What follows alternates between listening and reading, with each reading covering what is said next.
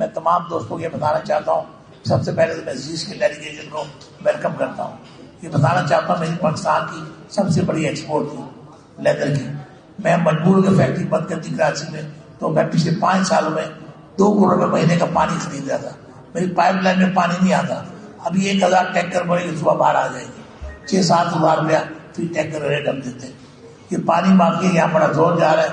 حکومت وقت سے کہوں گا خدا کے واسطے اس پانی مافیا کا کوئی علاج ہو گیا، ورنہ انڈسٹری برباد بھی ہوگی. بہت ساری انڈسٹری یہاں سے شفٹ ہو جائے گی. کراچی میں بہت ساری بند ہو رہی ہیں، کراچی انڈسٹری بند ہو رہی ہے. کوئی نمبر دیں نمبر ہاں 10-15 ہے نا، 10-15 بند ہے جو بند ہونے جا رہی ہے. جی ہاں ہاں کاش پارٹی کے پاس کوئی فگر ہوں گی جو بند ہوگی، اس سے نہیں. انپلائمنٹ کتنی ہوگی، کتنے لوگ فگر پی ٹی اے سے لینی پڑے گی.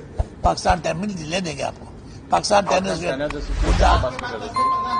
ہونے جا رہی ہے. ہاں اور ہزاروں کی تعداد میں صرف پانی کی وجہ سے بے روزگار ہو گئے. ڈیمانڈ بھی کم ہوگی، پانی بھی نہیں ہے. دنیا میں لیدر کی ڈیمانڈ کم ہوگی کیونکہ لیدر بہت مہنگا ہو گیا تھا. تو دنیا میں لیدر کی بجائے کپڑے کے جوتے پہنے ہوئے، کپڑے کے جوتے آ گئے، پلاسٹک کے جوتے آ گئے.